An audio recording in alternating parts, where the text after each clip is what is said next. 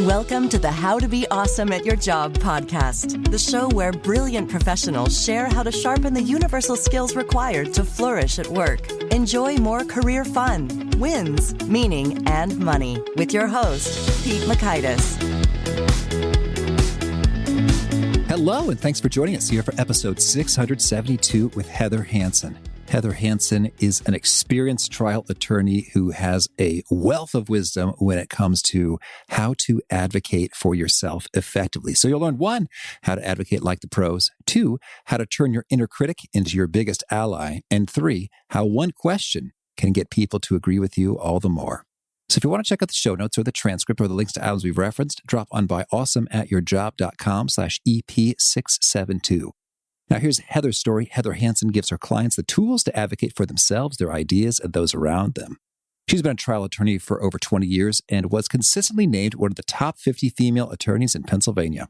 Heather uses her psychology degree and her years in the courtroom to help her clients ask for what they want and get it. She's also an anchor at the Law and Crime Network and has appeared on NBC, Fox News Channel, CNN, MSNBC, CBS, and Sirius Radio. She's helped thousands of folks in her keynotes in Kuwait, Ireland, Mexico, and across the U.S. become their own best advocates. Heather is the best-selling author of The Elegant Warrior, How to Win Life's Trials Without Losing Yourself, which has won much acclaim. And her latest book, Advocate to Win, 10 Tools to Ask for What You Want and Get It, came out just recently. Big thanks to Heather for sharing her wisdom with us. And big thanks to our sponsors. Check them out.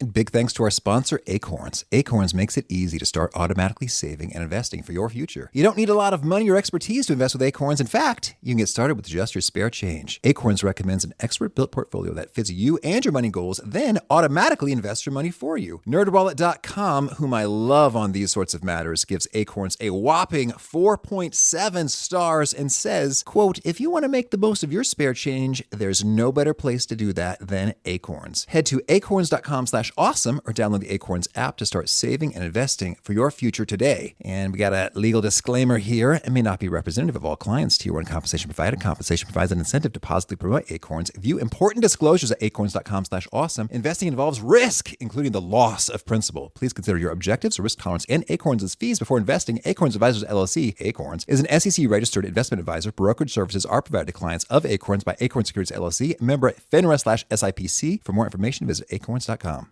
One sponsor to check out is Harvard Business Review. This brilliant magazine, published at hbr.org, is the leading destination for smart management thinking. Fun fact, HBR has been mentioned in 108 episodes of the show. That's because HBR has great stuff that comes up often. They've got explainer videos, podcasts, real-world case studies, and much more. I think of HBR each night that I put on my special orange glasses. Their article, "Will Blue Light Glasses Improve Your Sleep?" revealed that those who wore them reported better sleep and a 7% improvement in work performance as compared to those who wore the sham glasses. So I cite HBR anytime anyone tells me that I look silly wearing them. Now, much of HBR's content is available for free when you sign up at their site. Subscriptions that get you unlimited content cost $10 a month.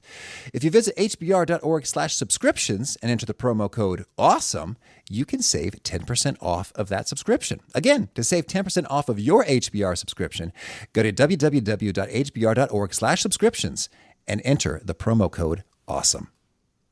One sponsor to check out is Storyworth. Whenever I'm thinking about meaningful Father's Day gifts, Storyworth leaps to mind. Storyworth helps you preserve precious memories and stories from your father for years to come. Each week, Storyworth emails your loved ones a thought-provoking question that you get to help pick, such as, what's the bravest thing you've ever done? I personally love the prompt so much that I have refreshed Storyworth's questions page many times looking for more. Storyworth makes the writing process super quick and easy. All your loved one needs to do is respond to that email with a story, and then you get a quick copy of that. And after a year of this fun, Storyworth compiles your loved one's stories and photos into a beautiful keepsake hardcover book that you'll be able to share and revisit for generations to come. Families love Storyworth so much, they've got 25,000 five-star reviews on Trustpilot and have millions of stories preserved. So give all the fathers in your life a unique, heartfelt gift they'll all cherish for years. Storyworth. Right now, you can save $10 on your first purchase when you go to storyworth.com/awesome. That's storyworth.com/awesome to save $10 on your first purchase. And now, here's Heather. Heather, thanks so much for joining us here on the How to Be Awesome at Your Job podcast. I am so excited to be here, Pete. I've been looking forward to this for a long time. Oh boy, me too. Me too. Well, I'm sure you have a lot of stories in your career in the courtroom. Could you maybe share with us one of your most exciting tales of advocacy? Oh my goodness. There's so many to share, but I will tell you one that seems to resonate with a lot of my audiences. And it was a recent trial before COVID, of course. Since COVID, very few cases have been tried. But this was a case where I represented a podiatrist. And one of the dirty little secrets about trial law that you might not know, unless maybe you've served on a jury, is that jury members fall asleep. And it happens worse after lunch. It happens worse when we turn off the lights if we're playing a video for them of an expert or something. And it happens in almost every case. And in this particular case, I represented a podiatrist, and I always represent doctors when their patients sue them. The patient was alleged that he had a skin cancer on his toe that had gone undiagnosed. And he sued 2 primary care doctors and 2 podiatrists. And so I represented a podiatrist. The patient himself was a middle-aged man. The attorney for that patient was a middle-aged man. The first podiatrist was a middle-aged man. His attorney was a middle-aged man. The primary care doctor, middle-aged man. His attorney, middle-aged man. Second primary care doctor, same deal. Mm-hmm. My doctor, middle-aged man. And then there was me. And when the trial started, we almost immediately saw that this jury was a sleepy jury. And to give them their due, it was very difficult medicine, talking about the doubling time of cancer cells. And so they were falling asleep even more than usual. But I noticed, Pete, pretty early on that every time I got up to speak, they would wake up, even if it was just for a minute. And I bet you can, you of all people, guess why they were waking up? Well, I mean, you're a beautiful woman. Well, thank you. That's very complimentary. But it was really my voice. My voice sounded different than all the other voices that they were seeing. Okay, contrast principle. That's right. And like the surprise of it, they're like, oh, boring, same. Oh, look at that. That's something different. And so I decided to maximize on that. So usually when I ask my questions, I start with going through resume and going through the foundation. And then I hit with the big punching question towards the end of my questioning. And you have to sort of lay a foundation. But I worked really hard to get to the good stuff first because I wanted to take advantage of the fact that the jury was awake. And at the end of the trial, the jury found everybody, including the patient, was negligent except for my doctor. And I don't think that's because of the fact that I'm a woman and my voice sounded different, but it couldn't have hurt. Mm-hmm. And the lesson that I learned from that is to use your differences. So many people say, is it hard to be a woman as a trial attorney because less than 5% of trial attorneys are women? And I think it's an advantage if you choose to see it that way. Mm-hmm. And no matter what your differences are, I think that you can choose to creatively use them as advantages and use them to win. Oh, beautiful. Well, that is a nice illustration and a clear point and a happy, successful outcome there. So, well, cool stuff. Well, maybe let's start with some exciting stuff. What would you say is perhaps one of the most surprising or counterintuitive discoveries you've made about persuasion, advocacy, negotiation over your career? So one of the things that people are always surprised at is that we win our cases not by arguing. When I tell people I'm a trial attorney, almost always someone will say, oh, I should have been a trial attorney. I'm really good at arguing. And we don't win by arguing. The way that our trials are set up, Pete, the openings are supposed to be opening statements. They're meant to be an outline, and you're not really allowed to argue. The closing is a closing argument, and that's a small fraction of the case. The majority of the case, all I do all day, every day is ask questions. Mm-hmm. And so the surprising thing is that asking questions is how you win. Asking questions is magic. And so that's a lesson that I have taken from trials and carried on into my life outside the courtroom.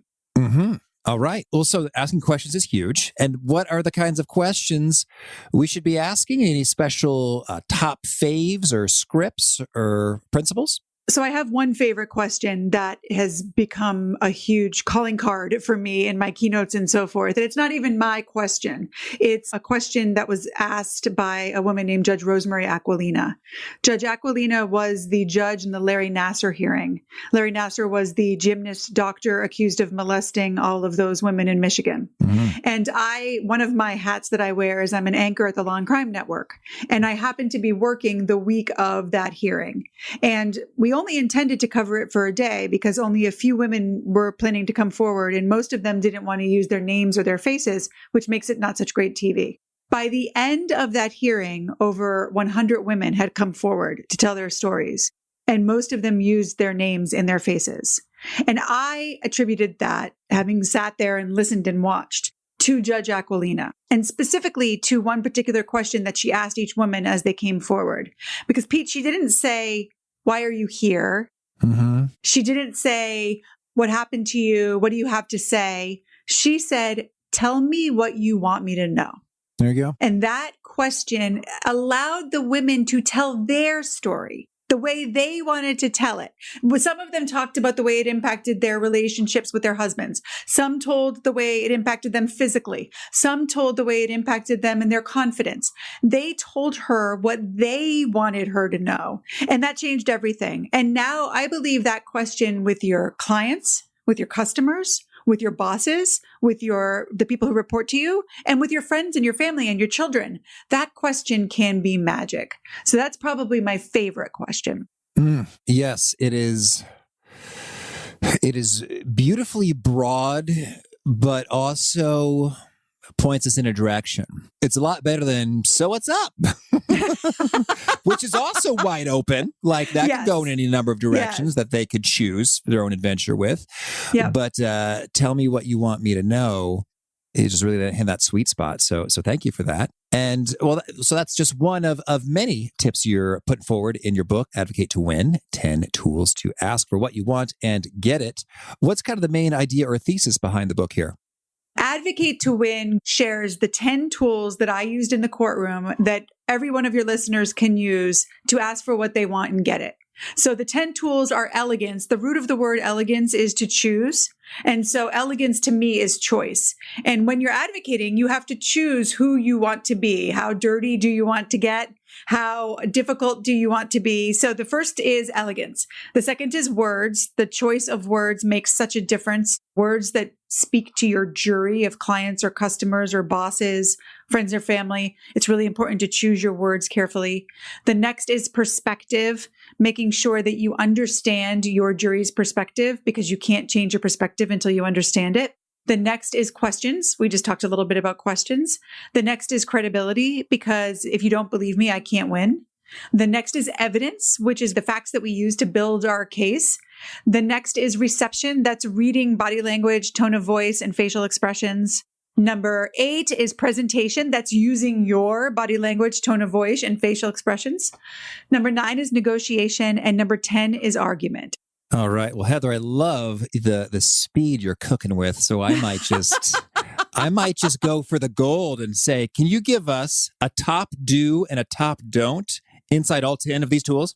So one of the things that I should sort of lay as a foundation is I mentioned that every listener has their jury. So their jury is going to be their clients, their customers, anyone they want to persuade or influence. It could be your boss. It could be your direct report. Right now, your listeners are the jury that we want to influence and persuade.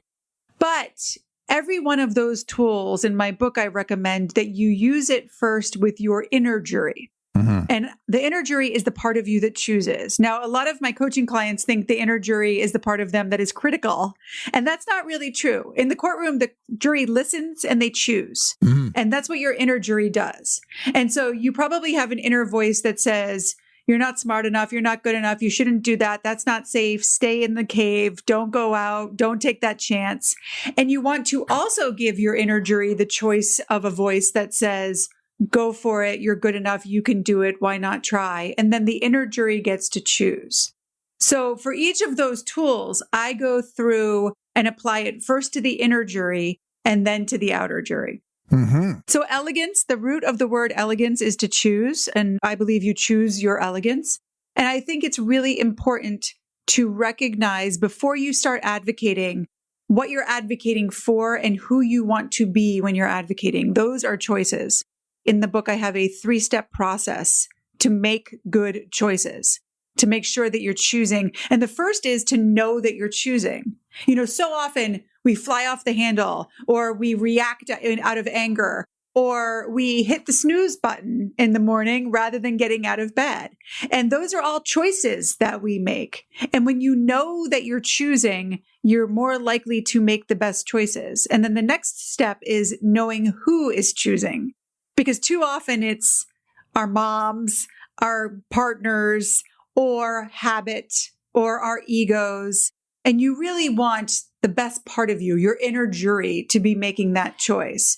And then the last thing is to know your reasons. I encourage my clients to list out their reasons on each side. And usually if you sit down and look at the list of reasons for a particular choice, the choice becomes much more clear. Mm-hmm. So that sort of summarizes what we talk about in the elegance chapter of the book. It's really about making choices and making choices that are going to serve you well. Because, in the courtroom, you make so many choices when you're trying a case. And you always think like, maybe I shouldn't have crossed that person. Maybe I should have asked this question. And in life too, you always think maybe I should have stayed in that relationship. Maybe I should have left that job. You're never going to know whether a choice was right. And I'm putting air quotes here, right or wrong. Mm-hmm. But if you like your reasons, then you can at least have confidence in that. Yeah, well said. And as opposed to, you just never knew because you didn't do the work in advance to think it through and take the time. That's right. The words chapter, words are the tools of an advocate, and the words that we use matter. Maya Angelou believed that words had energy. And if someone was using words like racist words, negative words in her house, she would make them leave her house because she didn't want those words to be in her home. Mm-hmm. And I think that words have energy as well. And so you want to be careful with the words you use with yourself, with your inner jury, and the words you choose with your outer jury. So with your inner jury, your self-talk, you just want to be careful of those negative things that you tell yourself, that you're not good enough, that you're not smart enough, or worse, that you're ugly, dumb, old, too old, those types of things. You really want to be conscious of that. And then when it comes to the words that you use with your outer jury, there's an idea, I can't really find the research to back this up, but I have read that if I say one word that my jury in the courtroom doesn't understand, they don't even hear the next 10 words I say. That makes sense to me, Pete, because if I get up and I say, this is a case about osteomyelitis, the jury immediately is going to... Right. Or I told this lady I shouldn't be on this jury. I don't know anything about medicine. Then they start to get angry and it's gone. Mm-hmm. So you want to recognize that everyone has the curse of knowledge. Everyone knows something so well that they forget what it's like not to know it. Yeah. And with words, especially, and like if you're in a business with acronyms, I work a lot with real estate people and they have so many acronyms and they know them so well that they forget what it's like not to know them. Yeah. But their client, who is their jury, might not know those acronyms. And so the more that you can be really conscious of the words that you're using and how they will best resonate with the jury, the more likely you are to win. Mm-hmm. I love it. Keep it going. All right. Okay. The next is perspective. So perspective it really is so important. Viktor Frankl wrote Man's Search for Meaning, which is one of my top books of all time. He was a psychotherapist who survived Auschwitz. And while he was in Auschwitz, he wrote this book. And a lot of the book is about how the only choice that he had in that dire circumstance was he could choose his attitude or his perspective. He could choose how he saw the world. And he actually talked about this bowl of quote unquote soup, which was really just brown, dirty water with a fish head floating in it, and how he chose to see it as this delicious bowl of soup. And that's where your inner jury is choosing perspective. There's always another way to look at things. And as much as that doesn't always feel true, it's where your power lies. It's where your choice is where your power lies. And so choosing a different perspective when you're feeling down or negative or defeated is a really important thing. And then to change your outer jury's perspective is your ultimate goal. One of the quotes that I often use in my work is that when you communicate, you share perspectives, but when you advocate, you change them. Mm-hmm. And so the first step in that is really understanding, getting to know your jury's perspective, because you can't change someone's perspective until you know it. And then once you know it and understand it, then you can get to work asking the questions and using the evidence and all of the future things that will allow you to change it. And so I'm curious, with a jury, how does one elicit that? Because to my knowledge, you can't just sit down and have chat. Say, so where are you coming from? Where are you coming in on this so far? It's such a great point. And I always say that because in life, in business, you can, right? You get to talk to your jury and ask questions, which is an advantage you have. We have to base it upon those few questions we get to ask during voir dire at the beginning of the trial, when we sit down with the jury and ask them questions. And also on, to be honest, some presumptions. I know for a fact that every single one of my jurors ever is a patient or has been a patient. Everyone in the courtroom has been a patient, including the doctor. And I know that that means that they are going to see the world through a patient's eyes. Right. As opposed to a hospital executive or a doctor. Yeah. I've never had a doctor on my jury. And that's a different perspective. So I can't talk to them as if they're a bunch of doctors and just show them all the studies that support my case. I have to talk to them about the relationship between the doctor and the patient and why the doctor did what he did, using words they understand, and maybe remembering, oh yes, that juror told me that he was like to do woodworking. And that juror told me that she's a contractor and she builds buildings. Let's compare this surgery to putting up a house and speak to their perspective in that respect as well. Yeah. Cool. Okay. So then questions, we hit a favorite. Any others you want to mention? Well, I just want to mention that you can use questions to challenge as well. I have a young associate who was struggling a little bit. And I said to her, tell me how you would respond if you were the partner in that situation. And that question sort of made her realize that she wouldn't respond very well to the thing that she had done. Instead of saying you did this thing and it was bad and you should recognize that it was bad, asking the questions, what do you think you could have done better? How do you think this felt to that person? The questions are just magic, and you can use questions to challenge. They don't always have to be, tell me what you want me to know is a very friendly, I would think of it as a direct examination question to a friendly witness. But the cross-examination questions are sometimes deadly, and you can do them as well. Just really considering where you want to get to with the question and then just crafting a series of questions that gets you there. Yeah, that's great. And so that goes a lot farther than saying, how do you imagine the partner would feel in that situation versus, well, you got to remember, partners, they're concerned about their clients and their credibility. It's like, okay, I don't want to be lectured. I would rather make them do the work and think a little bit there. Exactly. There's a great study, and my mentor is John O'Brien, and he used to always say that about juries, like, don't shove it down their throat. Make them feel like they've discovered something. And there's a great study that shows that if I make a piece of origami, I will price it at a higher price than if someone else made that. And so when you ask questions, the people are speaking the answers, and by speaking it, they own it. And so now all of a sudden they're agreeing with you where maybe they never would have. I dig it. Well, let's talk about credibility. Credibility is, I also have what I call the 5 C's of an advocate. One of those C's is credibility, and it's a doubles up because it's so important. Because if you don't believe me, I can't win. If the jury, they can think I'm smart, they can think I'm nice, they can think I'm cute, they can think I'm funny.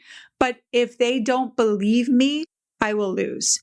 Well, let me just start first with the inner jury, because you have got to believe before you can make anyone else believe.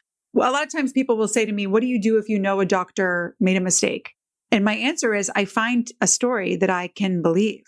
Sometimes that means admitting that the doctor made a mistake, but then arguing the case on damages. It's not worth what the other side wants to be paid.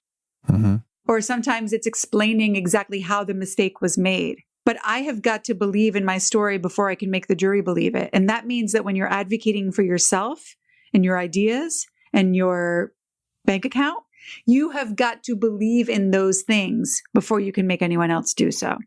And then you want to make them believe. And the way that you make people believe is with you, it's 2 things. You want to believe in you, which means that you start to collect evidence, which we'll get to in a minute, but you want to start to collect all of the things that you have done in your life that support your ask.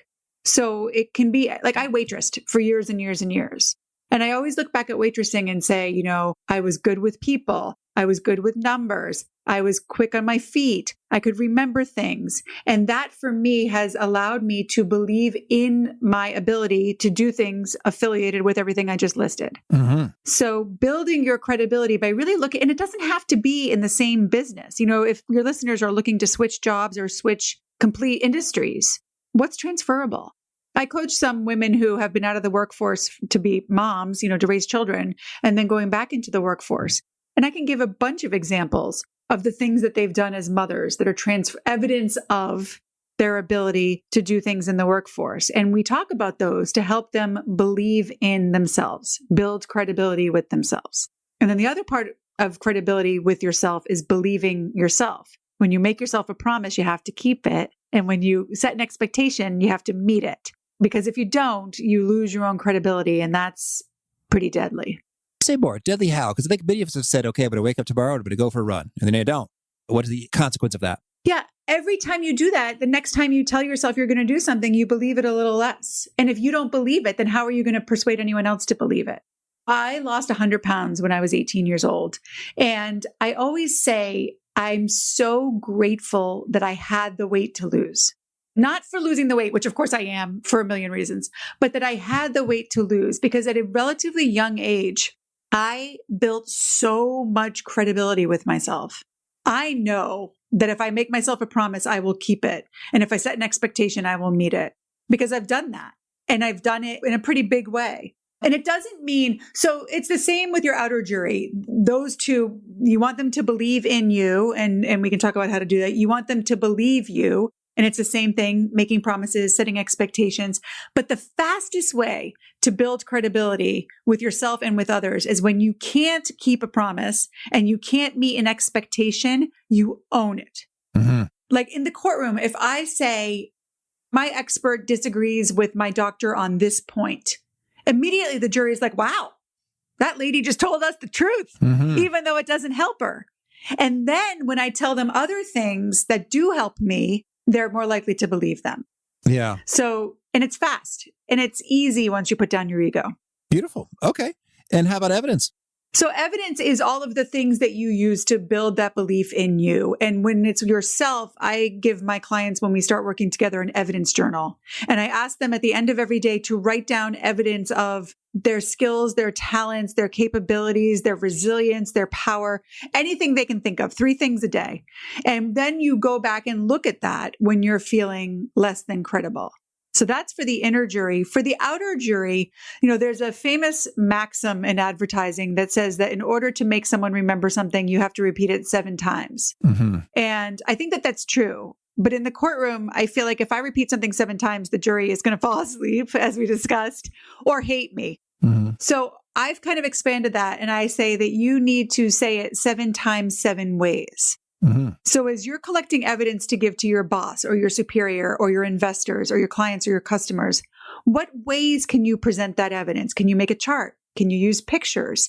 Can you make a video? Can you bring in someone else as a testimonial? Can you tell a story? And trying to really come up with 7 ways to share that evidence to make sure that you're hitting all of the different inputs, all of the different senses that people might understand information through, but also that you're actually repeating it 7 times.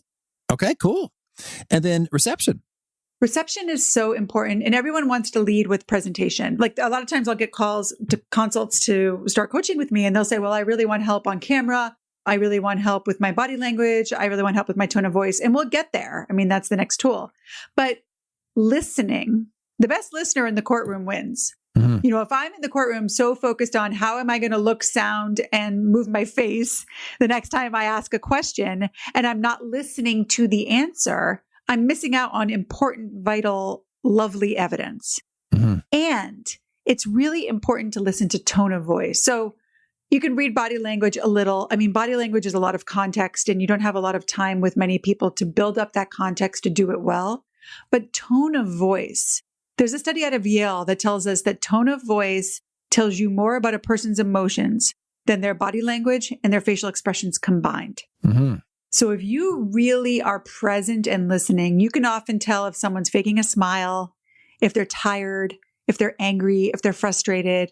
And then you can use that information to advocate. And it's super effective. So really listening and paying attention and receiving the other person is a key tool to advocating. Any tips on how to train that skill or your ear to zero in on the emotion behind the tone? I think that it's in being present, right? So there's actually recent studies that show that when people are talking on the phone, they may be better at like turn taking if it's like a group rather than Zoom, which is interesting, but people are really tuned into verbal cues. If the phone is down and they're not writing other things. I mean, the main problem with the phone is a lot of times people will, start doing other work when they're on the phone because no one's watching them. Yeah. But so that's why when you're listening, I meditate. So I try to be very mindful when I'm listening, and I try to be very aware of my feet and fingers, my toes and fingers. When I'm meditating, my toes and fingers will sometimes tingle. And so I will really tune into like being present in my body. I will often say to myself, before the call, be where your ears are. That's based on the old saying, be where your feet are, be where your ears are, and just really being present. And then also thinking, like making it into a game. What am I hearing in this person's voice? What are my guesses as to how they're feeling? And the more that you do that, it becomes a habit. Yeah. Beautiful. Okay. Well, now let's talk about presentation. So presentation is all of, body language, tone of voice, facial expression. There's lots of things to talk about there. One of the main things that I would talk about is that the use of hands. So, and I'll tell you a story from the courtroom. This is a great way to talk about this. My doctors are often very nervous before they testify. They're very confident, competent, fabulous doctors, but this is they're fish out of water in the courtroom. And so normally, Pete, what I try to do is right before they go on the stand, if we're at lunch break or if it's the beginning of the day, I'll try to be like, what TV show are you watching or what book are you reading? Trying to sort of divert their attention from what they're about to do. So this particular doctor was going out to the stand after our lunch break. And I tried to sort of distract him. But I had just read in this book, Captivate, which is by a woman named Vanessa Van Edwards, that she had studied TED Talks and she had compared the most watched TED Talks and the least watched TED Talks. And the major difference between the two was in the most watched TED Talks, the speaker used hand motions and gestured with their hands many, many, many more times than the least watched TED Talks. I was captivated by this, just like the book said, and I made the mistake of telling my doctor about this study right before he went up to testify. He went up to testify and he proceeded to conduct an orchestra from the witness stand. He knocked over the microphone twice. I was like, if the jury was looking at my body language, they would have seen like grimace on my face and tight muscles and shoulders as earrings. But the jury loved him. Now, it wasn't just because he moved his hands a lot. But when you see my hands, and for the listeners, if you're still in Zoom world, the world is starting to wake up, but some of us are still in Zoom world, or if you're in person, if you can find a way to naturally use your hands, and especially on Zoom, so that your hands occasionally get into the screen, it makes the other person feel at ease. Because when I can't see your hands, Pete, I don't know if you're holding a weapon. I could be. And so you are a threat to me. You could, you could be. I got a sword down here. I also don't know how far away you are. Yeah. You could be close enough to hurt me. And I can't sense you because our proprioception's not on in a computer. And even in real life, if you don't see my hands. So there's a great study it's in Joe DeNaro's book, which is What Every Body is Saying. And he talks about the use of hands and says that if criminal defendants have their hands on counsel table rather than under counsel table, for the majority of the trial, they're more likely to be found not guilty. Yeah. So there's something about our brains that wants to see hands. And that's just one of many little tips that you can use to help yourself be a more effective advocate. Beautiful. And let's talk about negotiation and agreement now. Yeah, so negotiation, there's so many great books about negotiation, and I don't want to take anything away from those. I do think that we need to, both with ourselves and our inner jury and our outer jury, be aware of our non-negotiables. Like we talked a little bit about hitting the snooze button when we wake up in the morning. If you make getting up at 5 a.m., which is what I do, a non-negotiable, You no longer sit in bed and say, oh, should I get up? Should I wait? Should I maybe 5 more minutes? It's not a negotiation. You just do it. I think that that's why, Mel Robbins is famous for her 5-second rule. She's a speaker and an author who says that, and she's done enormously well, but she talked about this 5-second rule where she goes 5, 4, 3, 2, 1, and she does the thing. And I think that the value in that is you don't give yourself time to negotiate with yourself. So having non-negotiables and having non-negotiables with someone else too, having your boundaries. But then with others, making sure you also have negotiables. If you're going for a job and you want a certain salary, think of other things that would make you just as happy as that salary. So maybe you're willing to take $10K less if you can work from home 2 days a week, or you can take more PTO, or you can get a daycare center that is partly paid for. I mean, there's a million things that you can start to think about. How else, what's negotiable for me? What else would I take? And that makes it a lot easier to negotiate and ultimately get what you want. Yeah, right on. Okay. And argument.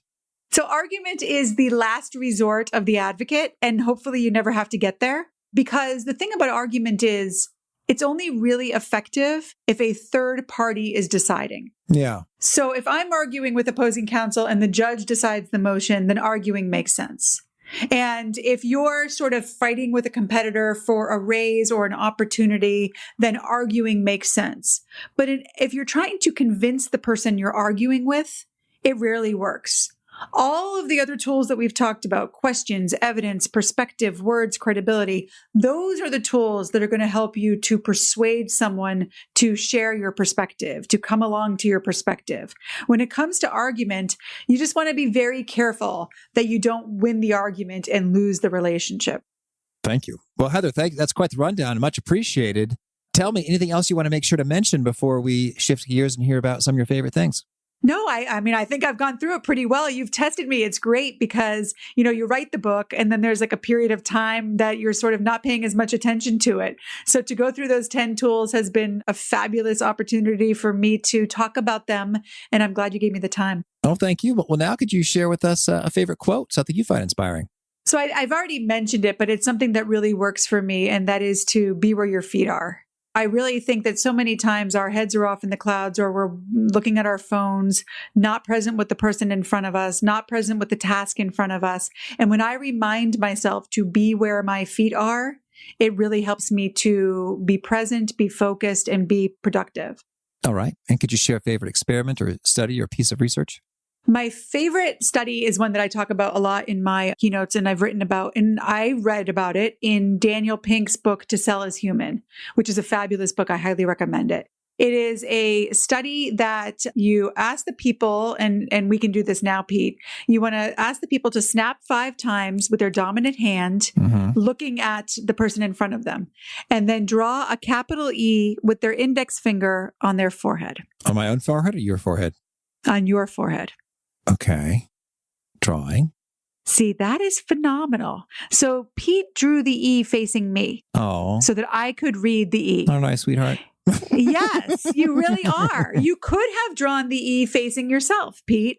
I often do say the people who drew the E facing the person in front of them are very empathetic and very good at perspective taking, and the other people are selfish jerks. But that's not really true. I mean, we all have times that we're more focused on ourselves and what we're thinking.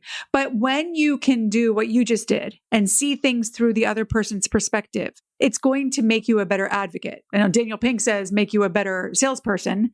The research is really based on whether it's going to make you more empathetic. But the point is that little exercise I use in a lot of my keynotes, and it's interactive and it's fun. And it really shows how often we're in our own heads. Well, yeah. And it's intriguing because I think I guess I'd have to run the experiment again a few times. But yeah, I have a feeling like if you were boring me and I were thinking about dinner, that my thoughtless means of doing this could very well just go my way just because I'm not fixated on your face. I think you're 100% right. I was going to see Daniel Pink speak, and I stopped at a bar before because I was early, and there were two bartenders working, and one was starting his shift and one was leaving his shift. And I told them about the study, and I asked them, snap 5 times, draw the E. The one who was coming on to his shift drew the E facing me. Yeah. Because of course he had to be focused on me and his customers. The one who was going home drew it facing himself because he was going to focus on his dog and his laundry. Yeah. So you're 100% right about that. Oh, thank you. And a favorite book? I would say that right now, the book that has been most impactful for me is Chatter by Ethan Kross. It is about the chatter in our brains. And it really resonated with me because it's a lot about what's in my book about the inner jury. So that's probably my current favorite. To Sell as Human is also a favorite. And I really love The Law of Divine Compensation by Marianne Williamson. It's more of a spiritual book, but it's really about the abundance of the world and how if you can see things that way, it often becomes that way. And how about a favorite tool, something you use to be awesome at your job? Calendly is really helpful for my calendar. I definitely love that one. I just switched from, I won't say what I switched from, but I switched to Asana. And that's a project management tool that my team really loves, and I'm trying to get used to it. I use a Blue Yeti microphone for podcasting, and I love that. So those are probably some of my tops. And a favorite habit? Meditation. Mm-hmm. It's the other day I posted, I had meditated, not in a row, but I had meditated per Insight Timer 1,111 times. And it's definitely changed me. It makes me more present. It allows for that space between stimulus and response. Okay. Is there a particular nugget you share that really seems to connect and resonate with folks? They quote it back to you often? The one that resonates the most and that I hear about the most and I get emails and letters about the most is Judge Aquilina's "Tell me what you want me to know." Mm-hmm. And also, as a reminder, you can use that question with your inner jury as well. Yeah. Thank you. And if folks want to learn more, get in touch. Where would you point them? Okay, so the best place to reach me is my website. It is advocatetowin.com. And if you go there, you will see my podcasts, you will see my books, you will see some videos, and you can contact me through there. The other thing I would add is my Instagram. I post really regularly, and a lot of it is the tips that I share in the book and in my keynotes. And my Instagram is @I am Heather Hansen with an EN. So @I'm Heather Hansen. And do you have a final challenge or call to action for folks looking to be awesome at their jobs? Yeah, I think that my call to action would be to recognize that you are your own best advocate. I think that we often look out, especially women, we want someone else to do it for us. Like if someone else would just get me that raise, ask for that raise, get me that thing, get me that opportunity. And that seems like it would be nice, but no one can do it better than you can. No one knows your needs, your passions, your competencies, your skills. No one knows your heart better than you do. So have confidence in that no one can do it better than you can. And then use these tools and get advocating. All right. Heather, thank you. This has been a treat. I wish you much luck in all the ways you're advocating. Thank you so much, Pete. It's such a pleasure to be here with you. I love hearing a great question that I can use again and again. That's versatile and helpful in conversation. And I really loved Heather's perspective there. Tell me what you want me to know. So good. So much better than what's your problem? What's the deal here? So what's up? It's like, yeah, you have permission. You have my ear. And I want to know what you want me to know. Great stuff from Heather. Again, the show notes, the transcript, the links to items we've referenced are at awesomeatyourjob.com/EP672. Hope to catch you next time. And peace. Thanks for listening. To get the most out of the show, we recommend 2 key things. First, check out the extra resources at awesomeatyourjob.com. You can find this episode's transcript and links, as well as the perfect episode for your situation. You can search the full text transcripts of hundreds of episodes or explore episodes tagged by topic and competency covered. Second, subscribe to the podcast and get future episodes automatically. You can subscribe by telling Siri and several other smartphones and speakers, subscribe to the How to Be Awesome at Your Job podcast, or by tapping subscribe in your podcast player of choice. If you'd like some extra help figuring out podcasts and how subscriptions work, visit awesomeatyourjob.com/subscribe for guidance. Hope to catch you on the next episode of How to Be Awesome at Your Job.